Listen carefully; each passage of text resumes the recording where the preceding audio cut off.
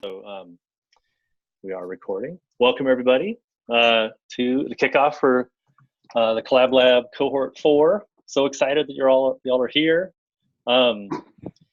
The agenda for this meeting, just so you know, is we're gonna do introductions. So we'll kind of meet each other and kind of get to know each other a little bit, and then we'll go through the project brief.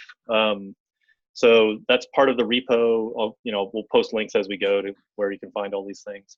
But kind of talk through the project, what you'll be working on the next 8 weeks.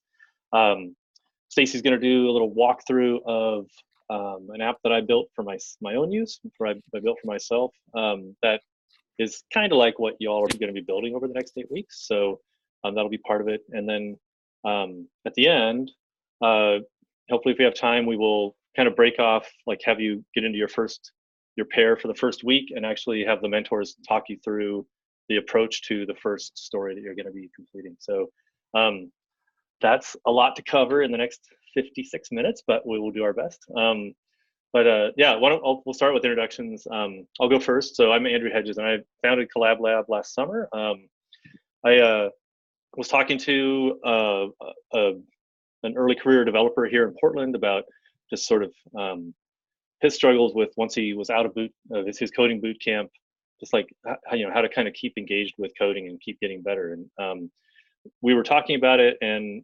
kind of just came up with the idea for like, what if you had a group of people that you were sort of accountable to and could learn from as well? And he loved the idea. We were on our way to the junior dev meetup here in Portland, and we got there, and I talked to some people in there and recruited a second person. And I figured that the idea had legs. So we kind of quickly put together the first kind of the project board for the first project, recruited Stacie and another developer here in Portland, and had our first group of 4. So we we're off and running. So I am an engineering manager at a company called Zapier. Michael has a Zapier shirt on because he works there too. Stacie works there too. There are other Zapians within Collab Lab. You'll see a lot of that, but not everybody works at Zapier. We're a fully distributed company, so we're working remote over Zoom and Slack all the time. So part of what we'll do is kind of coach you on some of that if you haven't done a lot of remote work before. I'm here in Portland, Oregon, so Pacific time, and that's probably enough about me. Stacie, why don't you sure. tell everyone about yourself? I am Stacie. As Andrew mentioned, I was involved in the first cohort as a participant, and then went on to be a mentor in the second cohort, and am involved in a lot of kind of the Collab Lab development, like building this into this beautiful thing that we can scale and everybody can participate in, and it's amazing. I'm also the code of conduct contact, which is always very challenging for me to say. So if you have any concerns when it comes to the code of conduct, I'm here for you fully, always. Also work for Zapier, and that's it. I'm around. I'm here for you. I'm so excited to see what you do. On to Michael. Ooh, I had trouble clicking the unmute button there for a second. Hello, my name is Michael Schulte. I have been a software engineer for over 10 years now. I work at Zapier, and I focus a lot on front-end engineering. I'm going to be one of your mentors for this cohort, and I'm really excited to be working with y'all. I hope that you all are engaged and get a lot out of this. That's my goal here, is to help all of you get a lot out of this. So talk to me. If you just want to hang out, or if you want to get me on a Zoom call and work through some issues, anything, just hit me up. That's what I'm here for. All right, Radhika, you want to? Okay, let's see if I can summarize my story in like 2 minutes, because I think the context is important. Self-taught developer. I started learning in early 2018, got my first job in June 2018, got my second job, which is where I am now, in September of 2019. So that whole path of self-taught, first job at a small company, then moved to a much bigger company. I am now a software engineer at OpenTable, specifically on the front end side, but more full stack. So I use React and Node every day. I'm very available for pairing, and I'm a really good source for like kind of being close to that, more close to that early career struggles than Michael probably is at this point. I remember it very well, and it's still fresh on my mind. So I am available to talk to about those things. That's great. Thank you. We'll just go in order of the gallery view on my screen. So Matthew, why don't you introduce yourself? Sure. I'm Matthew. I currently live up in Portland, but I'm originally from Sonoma County in Northern California. My background is resort and lodging management, travel, tourism. I went to Chico State up in Northern California, which is close to Stacie. About a year and a half ago, I quit my job and traveled around the world for 6 months. So I went to about like 24 countries. And while I was traveling, I was trying to think of what I wanted to do next because I didn't want to stay in hospitality. And I was lucky enough to find out that I still had VA benefits from when I was in the Air Force. And so I joined the PDX Code Guild boot camp here in town. So that went from, July to October. And then I've just been, every day I try to self-teach myself and, and more recently been applying to jobs. And met Andrew back in October as well, like right about when I was graduating. And so I've just kind of been preparing for this. So very happy to be here. Yeah, great. Thanks, Matthew. Rachel? Hi, everybody. I'm Rachel. I'm also in Portland, and I'm actually also from Northern California. I'm from Mendocino County. I just recently went through the Epicodus boot camp here in Portland, and I'm right now going through the internship portion of that, and React is my primary focus.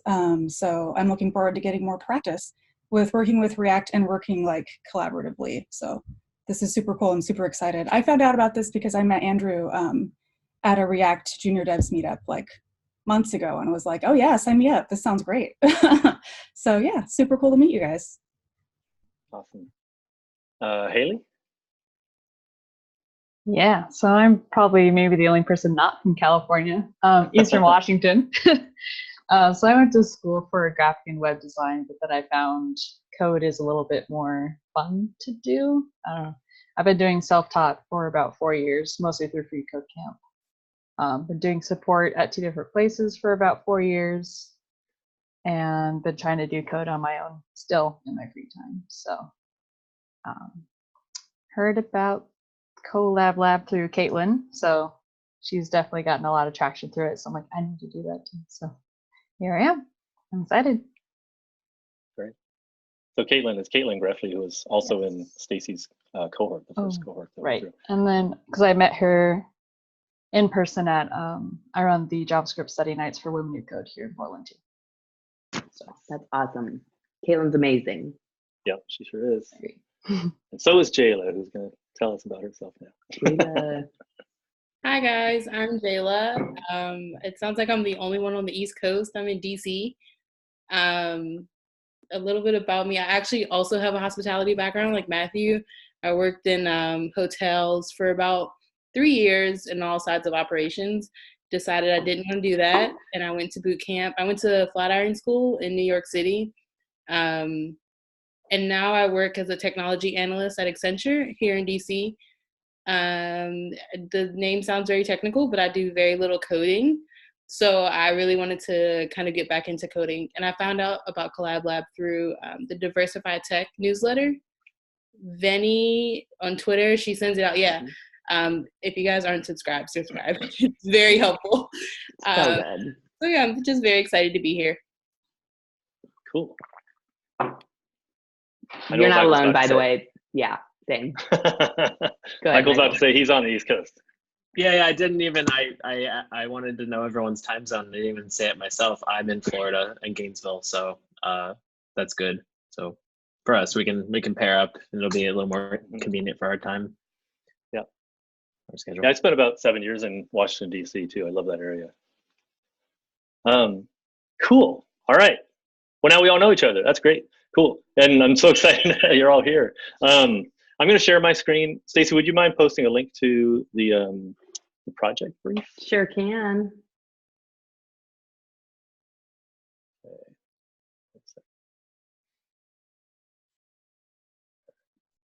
Coming in hot to the Zoom chat. Nice. Okay, so y'all should be able to see the project brief on my screen. So what is it we're doing here? So I mean, the whole idea of Collab Lab is that we're going to work as a small team and spend the next 8 weeks building an app. The app itself is a smart shopping list. So as you use it, it learns about your shopping habits, and if you buy celery every 2 weeks, it starts to kind of catches on to that fact, and then starts to raise when you should need celery the next time. It kind of comes to the top of the list. So that's sort of the idea of the app itself. This is based on an app that I built. Like I said, I built for myself last year, I guess. It's like I built it for the second time last year. I built it in React, and so we have a repo for the site that's all set up for you. We have a project board and all those kinds of things. But before I get too much further, I'm going to let Stacie kind of take over. I guess I shouldn't have started sharing it, and do a little walkthrough of the app for you. So okay, let me share my screen with you. Here it is. Okay, so this is the app that we're going to be building. And so it's, as Andrew was saying, it's a smart shopping cart app. And when you get into the app, you have the ability to create a new list by clicking here. And you'll be brought to a brand new empty list where you can add your own items, or you can join an existing shopping list. And the way this works is that you're going to be given a share code from another user, a token. You'll see it referred to as in our GitHub issues.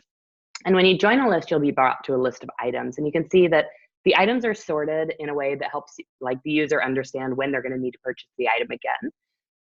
And that's all based on some data that you input when you add the item and when you mark it as purchased. So you can also filter it if you're looking for something specific, or you can click to add new items.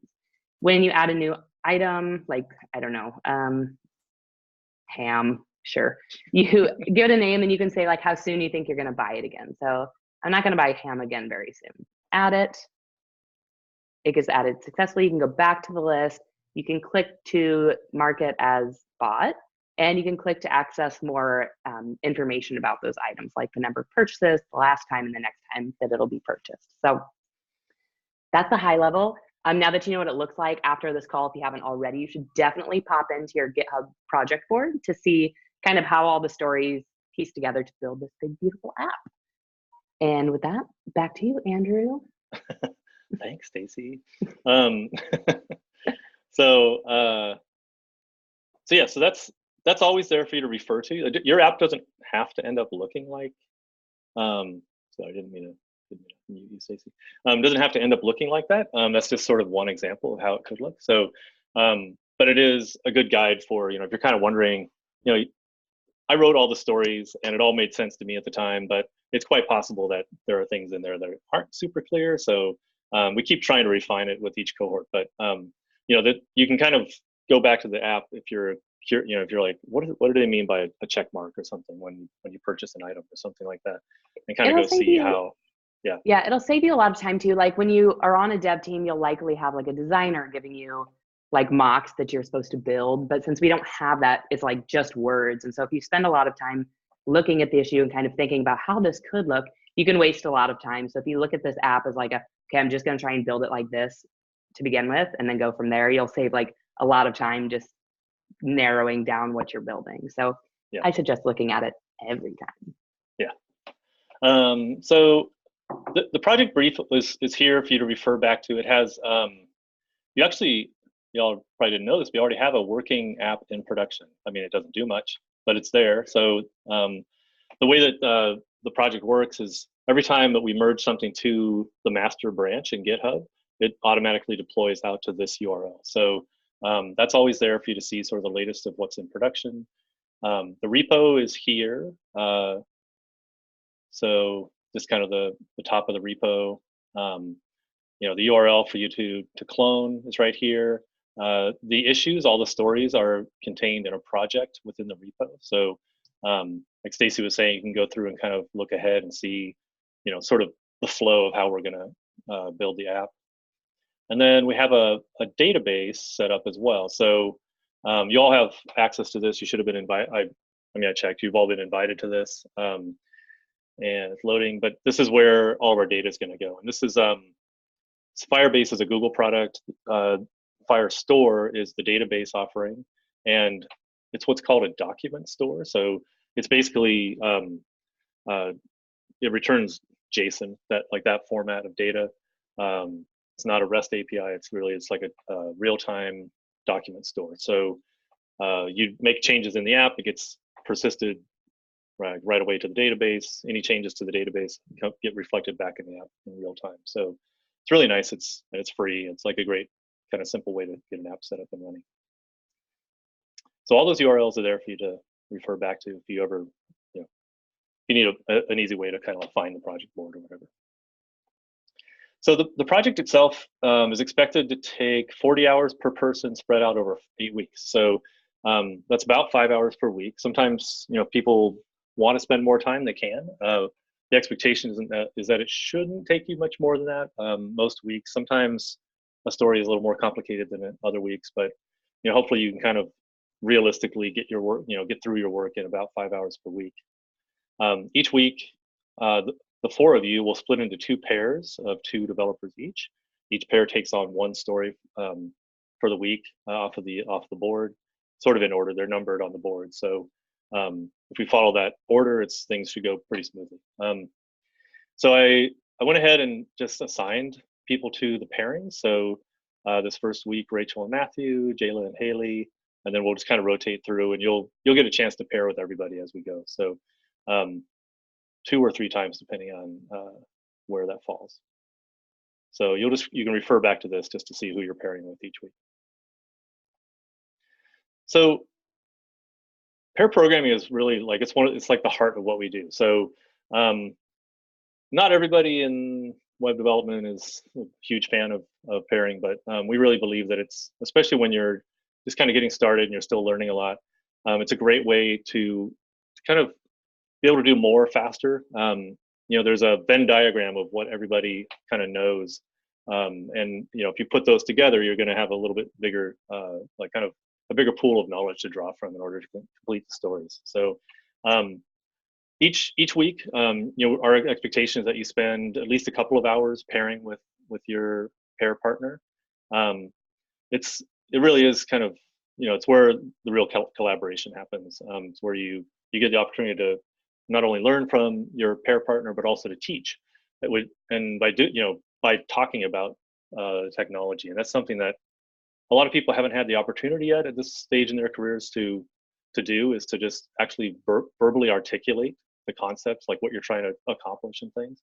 And that's we found is something that really comes in handy in, for example, in a job interview setting. Like if you've had to say it out loud before, it's going to be that much easier when you are articulating it in an interview. So there's no one right way to pair program. We're going to start off by kind of letting you sort of feel it out and figure it out a little bit on your own. If you haven't done it before, it might feel a little foreign and things, but around week 3, we will kind of go back and talk about pair programming, sort of, give you some tips and pointers about ways to do it and see how it's been going for you.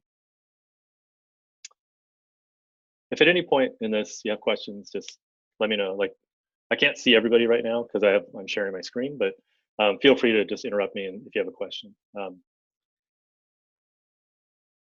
So every week we'll do a weekly sync call. So we'll get on a Zoom call like this, and we'll spend an hour, and we'll do a couple of different things. Every week there'll be a demo of your work from the week. Each pair will do a demo, and that consists of sort of explaining what the story was that you were trying to solve, what the problem was that you were trying to solve, showing the work, and then maybe pointing in the code to where it's happening, and telling us a little bit about if you learned anything in particular that week that you found interesting. So that'll be the first 15 minutes of every weekly sync call. So you're both even and odd numbered weeks. Odd numbered weeks, we'll do a learning module for about 30 minutes. So we'll talk about code reviews or pair programming or different topics. We'll spend some time on just kind of, discussing something like that. And then on even numbered weeks, we'll spend that 30 minutes doing a retrospective. So this is a really common practice on software teams where you look back over the previous 2 weeks and talk about, things that went well, things that we could improve, and kind of try to improve how we're doing everything as we go. The last 15 minutes of each week's meeting will be meeting with a mentor, pairing off in your new pair, meeting with the mentor and talking through the upcoming week's work. So kind of similar to what we'll do at the end of this meeting today. We'll just set aside a little bit of time so you can just get off to a fast start each week. Right. Any questions so far? I feel like I've talked a lot. All good? Okay, we'll keep going. All right, so how do you know what to do? So the project is in GitHub on a project board, like I showed, and it's a set of what are called user stories. So you can look here for a definition of what that is. It has a little description of the functionality as well as acceptance criteria, and there's kind of a definition of what that means behind that link. But each story should have enough information for you to kind of understand what you need to do. You may have to ask some questions in Slack. We're not purposely trying to make these stories like any harder than they have to be, but it is quite possible that on first glance it's not super clear. So feel free to be in Slack and say, hey, I'm working on story 1 this week, and I'm not really sure what you mean by React Firestore. How do I find that or something? We're all. This is. I guess I want the vibe to be that we're all working together on a team to make something. Not you're not in school. You're not being tested. It's not that kind of situation. It's we're a team that's working together. So if at any point you have questions, the mentors are here to answer questions. You can kind of think of them as senior developers on your team. They're also also product owners, but we'll talk about that in a minute. But anything that you would on a team you would ask a senior developer, you can throw in a Slack, and one of us will kind of respond to that. Okay. I want to add on to sorry. Go for it. Yeah. The fact that you may read one of the stories and immediately think, uh-oh, I have no idea what to do. A lot of questions pop up in your head. That's a totally natural response, especially early in your career. It happens to me a lot, years into my career. I read something and have either a little bit of doubt or I'm totally unsure what to do.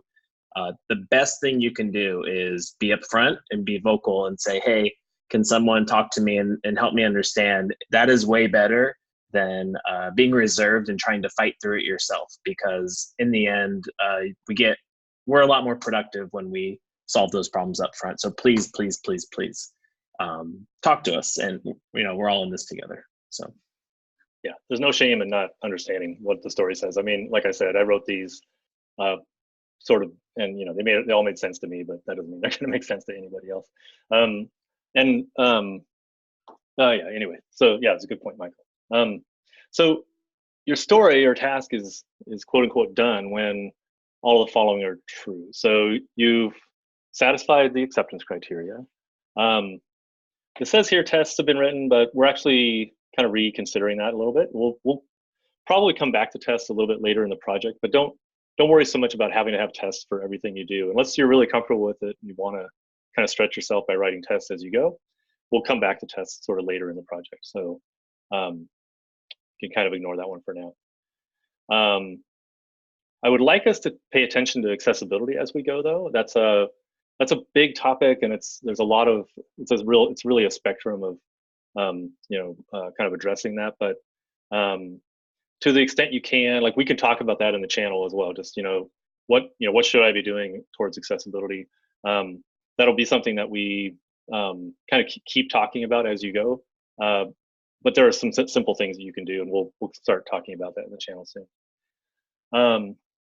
So the next thing is that the code that you've written has been reviewed and approved by the other para developers. So you are working with your pair to write the code in the first place, and sort of around 3 or 4 or 5 days into the week, that code should be sort of up and ready for the other pair to review.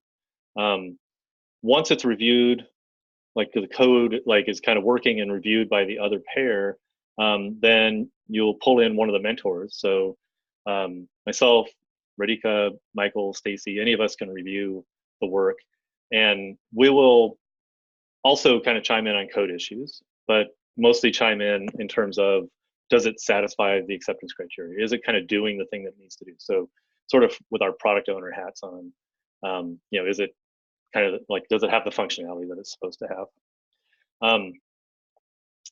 The backlog is the collection of all the stories, and when all the stories are done, we should have a working app. So that's kind of exciting. Only 8 weeks from now, we should have our own shopping list app. If you think about all of these things have to be done for your story to be done, and a week sounds like a long time in some ways, but you start walking it back from, there's the day that we're gonna have our call, and a day before that is when the mentors might need time to give you feedback and you incorporate the changes.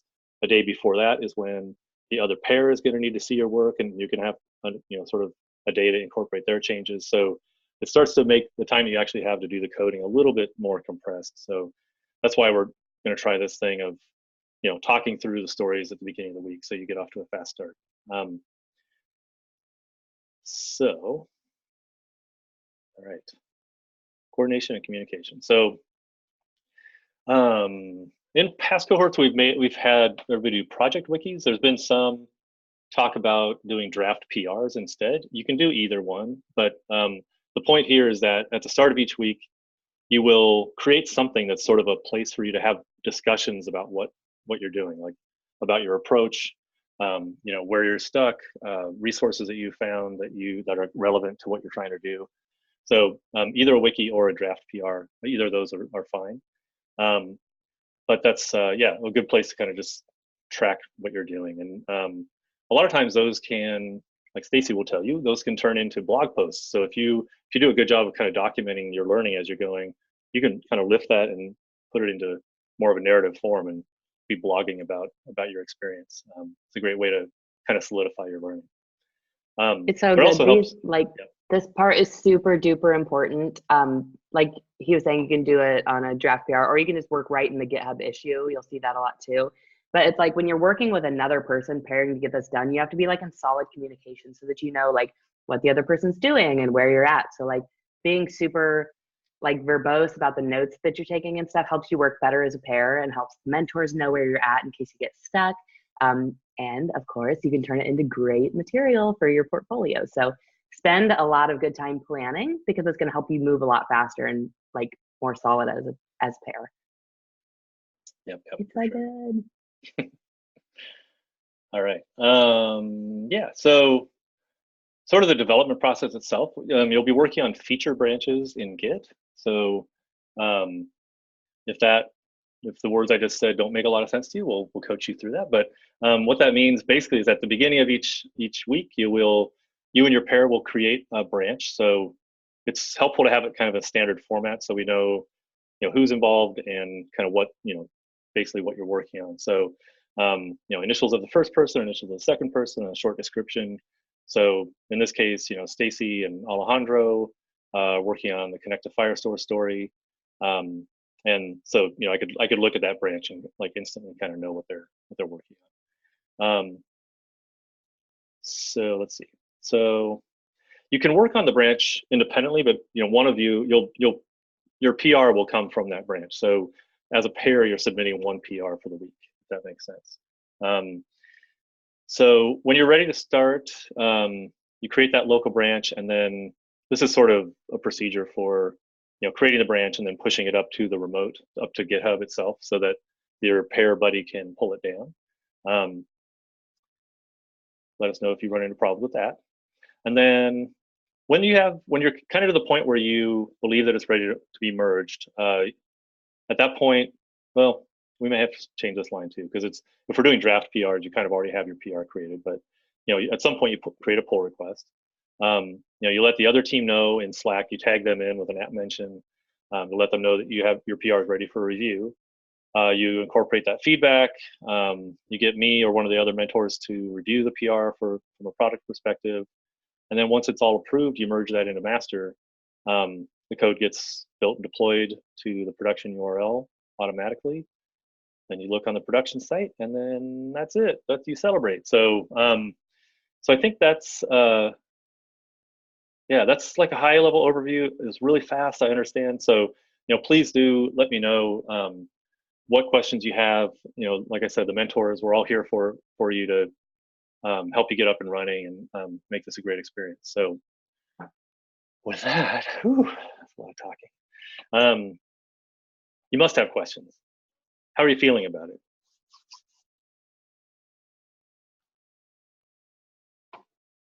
Who's nervous? Anybody nervous? It's okay to be nervous. Yeah, a little nervous, but I really appreciate all the detail that you guys have put into organizing this workflow and getting us up and going. That's super cool and awesome. Very helpful. Yeah, good. If you don't want to talk about what you're nervous about, maybe talk about something you're excited about doing. Yeah. That's a good idea.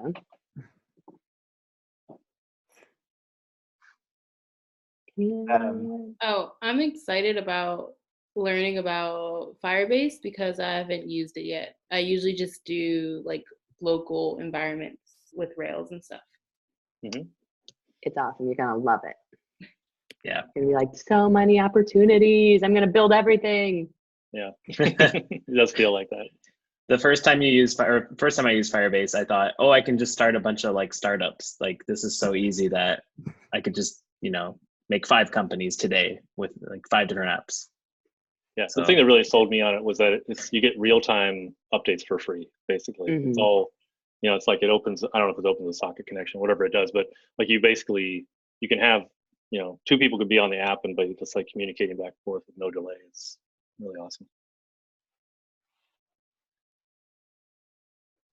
Anything else? What else? It's got to be something else. Nervous about everything, but that's also exciting too. So I don't know. Both of them go hand in hand with me. So I'll say I'm nervous, but it's like it's a learning opportunity too. I think too, like the thing that I found most people get nervous about is after all of this, they're like, it's so much. There's so much. Like I can't remember exactly what to do. So like just to quickly recap, like what your weeks will look like. Your week starts. You and your partner decide which issue you want to work on, and they're in order. You pick it, you assign it to yourself, you pair on it a couple times, and then you submit a PR for review once you have it ready to go. So it's less scary than it sounds, and you'll totally get into a flow. But I know the first week can be hard.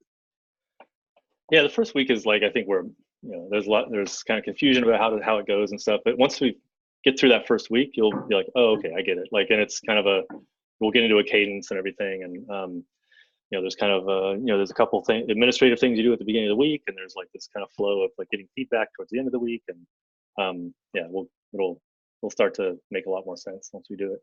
It's like a new board game or something. One thing too that's like probably the most important thing is that you want to try and really hard to work out in the open. So like all of the collaboration you're doing with your partner, try and do that like publicly in your channel in a Slack thread. Again, because it helps like mentors see where you're at. It helps us solve problems easier because we know what you've been working on. And it's just good to be noisy. So if you get stuck, like let us know. There's no silly questions. All of the questions are good. It's good just to like be in the channel and be connecting as a team so you can build a relationship. So there's no such thing as being too noisy in the Slack channel. We want to hear from you all the time. Yeah, our job is to be as encouraging as we possibly can. We know that you're taking a risk and you're investing your time being here and doing this. And, I think it's kind of like when people start at Zapier, like they don't really trust it. Like, how is this place actually this supportive? But we try to replicate that. And like, it might take a couple weeks before you start to like open up a little bit. Like, so we've kind of seen with previous cohorts is people are pretty quiet at first because they don't want to expose that they don't know what's going on and things. But that's, like I said, we're just a team trying to get something done. Everybody knows different things, brings different things to it. So, it's okay to just, we will be asking questions as well because we don't know everything either. And, like I just learned hooks yesterday for the first time. So now I feel like I kind of know hooks a little bit. So, we're all learning all the time. So just, be open about, what you know and what you don't. And, we will do our best to just kind of like, help everybody kind of, just have a great experience and be successful building this thing that we're trying to build.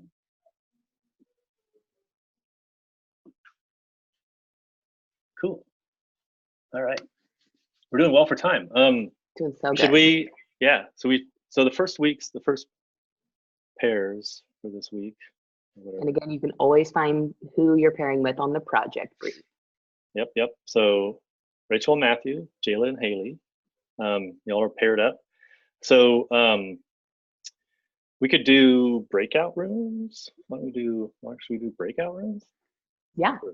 Figure out how to do that. So Zoom has like this cool Zoom breakout rooms. Yeah. I've seen somebody do it once. I've never done it myself. I've participated. I've never facilitated. Right. Here we go. Okay. It's gotta be. How do you do this? Or we could just, spin up new calls. That'd be another way to do it. Because I'm not seeing how to do it right away. So why don't we do that? Like we can have one pair, a mentor, and like myself stay on this call, and maybe Stacie, you can spin up another call. The other mentor and the other pair can go into that call and talk through the first issue. I'm on it. Let's decide which issues. Yeah, rock, paper, scissors for which ones you're gonna take. Apparently, the breakout rooms, you have to enable it, like explicitly enable it on your account on the website. Oh, okay. All right, I haven't done that yet. Okay, so the first two issues, there's one connecting to Firestore, and there's one that has to do with routing. So database work, UI routing work. Those are the two we're dealing with first. Raise your hand if you hear something and you're like, I want to do that right now, and that's mine. Claim it. Okay, I'm not a mentee, but as a mentor, I'd rather take the React work. I'll say that. Now the Firestore work? No, the the routing. Yeah. The routing. Okay. Okay, so whoever wants. Oh, awesome. Rachel. I saw you. I was going to pick the. I vote for routing also for me. Yeah. Yeah. Okay, your team's taking the routing. Routing. Sounds good. She who speaks great, because first. Jayla wanted to do Firestore anyway. That's what I was going to say. I was like, that works out pretty well. Amazing. Okay. Cool. So why don't so it was Jayla, Haley, Michael, and I. Why don't we stay on and talk about Firestore? Cool. And then Stacie, you're gonna pop a new Zoom link into the channel, and I got to get off this one, but look in the channel. I'll send the link right away. Yeah. Good to meet you all. Thanks. Bye. See you later. That all works out perfectly because I was going to pick the Firestore one since I like Firebase a lot. So I think, Matthew, you need to go and I was waiting for the link. Okay. How do we get off? There should be a leave meeting thing towards the bottom of the window. 1 second. Not trying to kick you out or anything. There. Bottom right. Yeah. Yeah, there we go. Cool. All right. I can share my screen again, I guess, and show the. Wait. All right. So, project.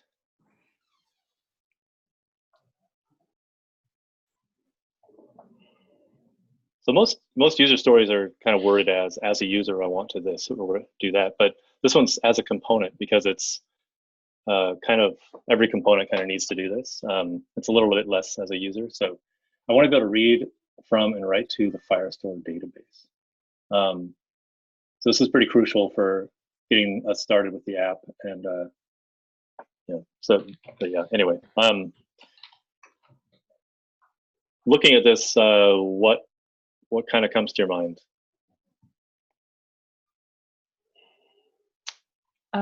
I realize I'll have to probably look back in. I don't remember if I got that invite from you for Firebase, so I'll have to go back and look because I know your previous email also went into spam. So, yep. I think I've logged into Firebase like once, but I worked with the other databases, so that'll be interesting. See how to make calls back and forth from it. What kind of experience do both of you have with writing UIs that interact with some type of backend or database? Am I off mute? Yeah. So when I was in boot camp, we built apps with like React front ends and Ruby on Rails backends.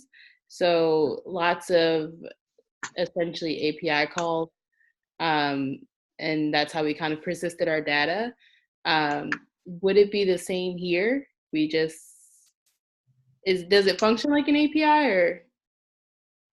So I can give you a very high level breakdown. I encourage you during like your 5 hours for the week to spend maybe 30 minutes familiarizing yourself with the Firebase documentation just to get like an overview of how it works. And then the two tools in the first bullet point, Firebase and React Firestore, are both NPM packages that you can read additional documentation on that are super, super awesome.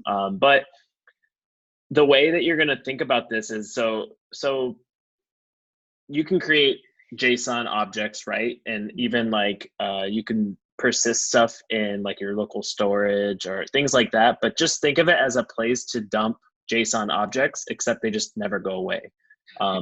The tools that we have here, Firebase and React Firestore, just give you a way to very easily link up your app to the data that's stored in Firebase. And it's going to be really, really straightforward. You import a couple of components.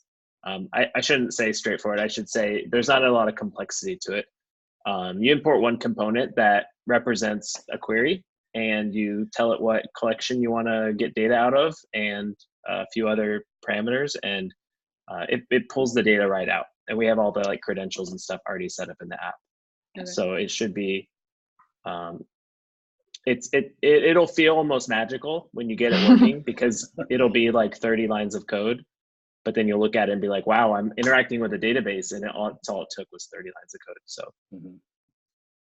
So yeah, so there is, as Michael said, there's in this lib directory, there's a file with all the keys and everything that the app needs to be able to talk to the database. So that's already in place. So you don't have to worry about that part of it. We need to, get this Firebase package and like added to the project. React Firestore, and React Firestore is what is going to be sort of your interface to the database.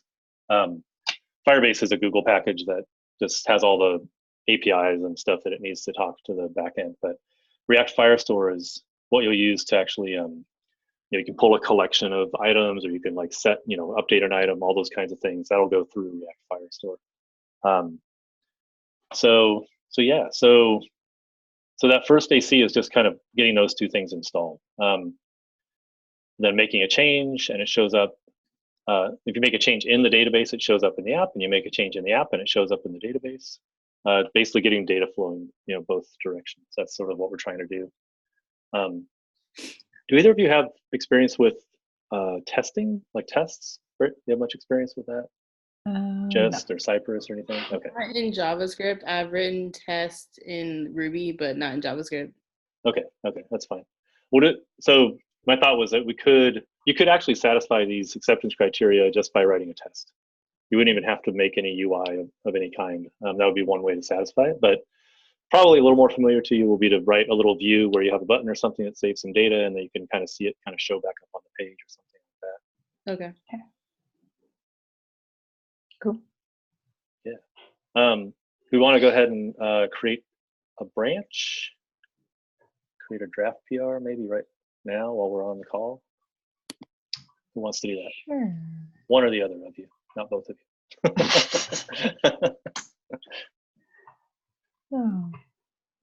Haley, do you have it pulled up? I do. Okay. Let's see.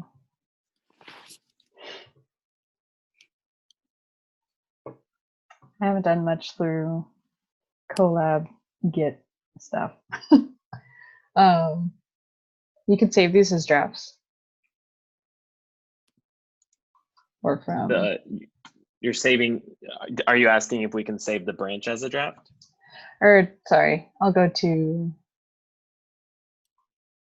the app. I've never set up a draft PR, So is it different than creating a regular PR, Michael? It functions the same as a regular PR. You can't merge it, but you can still have it reviewed. And I think that it doesn't show up in the list of PRs. I think, could be wrong there, but I think that it only shows up if you filter by like the author or something like that. Okay. But so you do the same thing. You create the branch, you push it to the origin, and then. Yeah, there's two buttons at the bottom. One is create draft PR and one is create PR. Okay. I create drafts like if I haven't had the chance to really finish testing, or even at the beginning of writing a feature, I'll create a draft PR just to kind of advertise to everyone what I'm doing, what I'm up to, so they can drop in and see. Okay. Created the branch, so it should be in the chat. Thanks for sharing.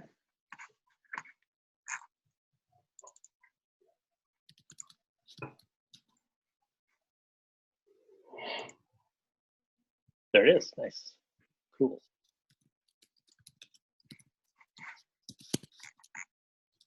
I'm going to get rid of these other branches from these merged PRs.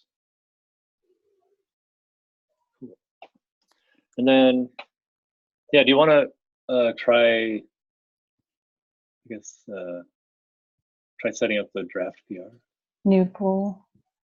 Yeah. Okay. And there's just a toggle somewhere that sets it as a draft, I guess. There's two buttons right next to the create PR green button. There should be a gray button that says create draft PR. It does? Wait a second.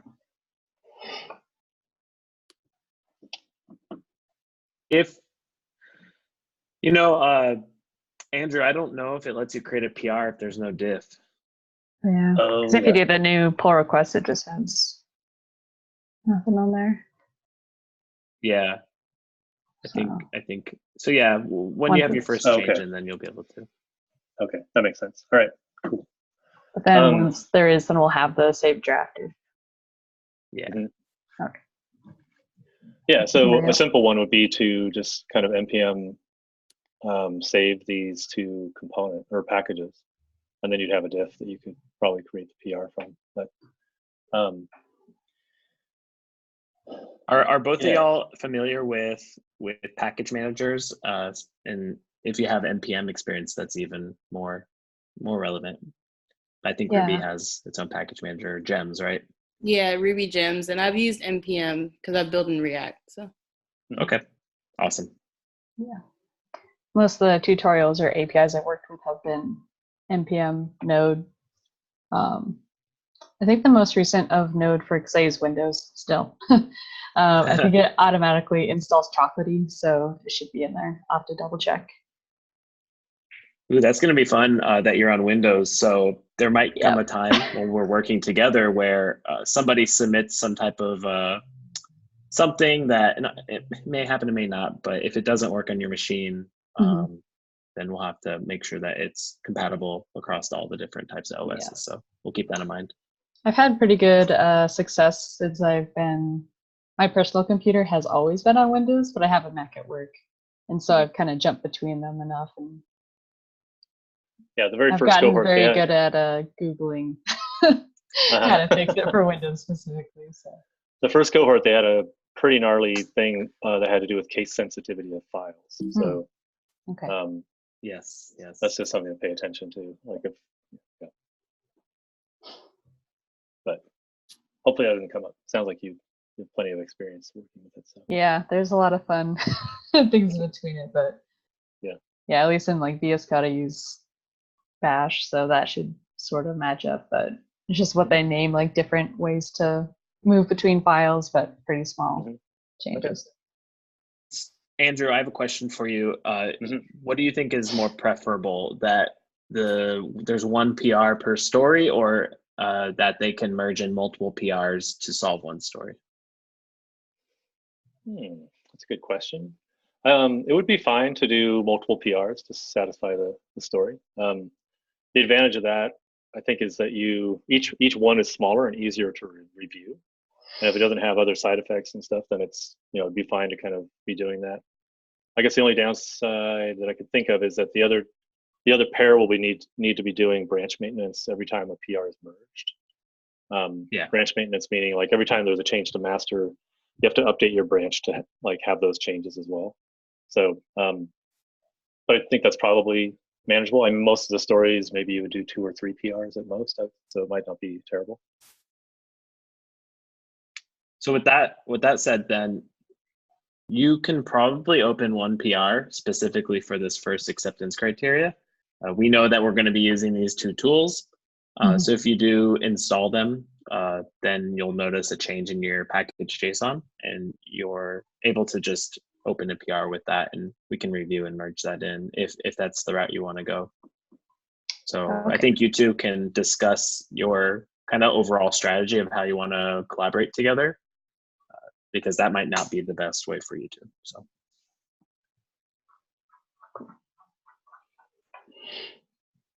So I realized like you probably are like, make a change in the database. Great. How do you do that? So I mean, I don't know if you want to talk through more of like how you might approach this now, or if you feel like you should maybe go and kind of read up on the React Firestore documentation or something first, and the kind of Firebase documentation itself.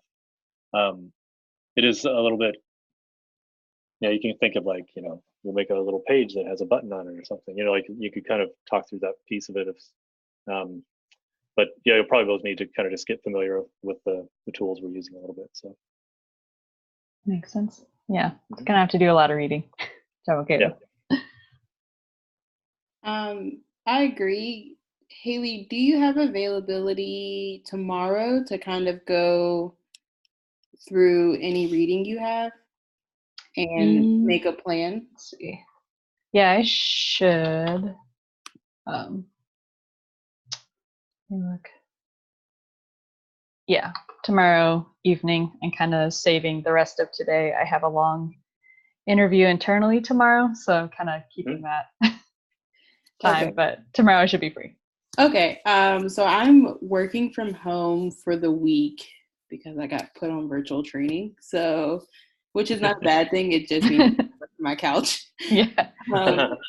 So whenever you're available, you can just send me a message on Slack or whenever, because I'm at home. Okay. Gotcha. Yeah, with time zones, this will be a little tricky. Yeah. So I won't be home till probably a little bit later, so I don't want it to be too late for you, but I'm going to drop some links for sure of like some useful things. Okay, sounds good. Yeah, because I would like to. Oh, I'm still there. I don't know what happened to my video. Oh, yeah, we can still see you. Oh, yeah. I think it was sharing, and then it might have gone to not sharing. Okay. Yeah, I just need to read more because I have, going to be honest, no clue where to start with this Firebase. Okay. So. Yeah. Check out the documentation, and it should start to make a little more sense. Okay. Especially the React Firestore. That'll be what you can use to pull information out of the database for sure. So. Okay, that sounds good. My advice would just be to take it like one piece at a time. Like get those things and like get those 2 packages installed. Mm-hmm. You did something.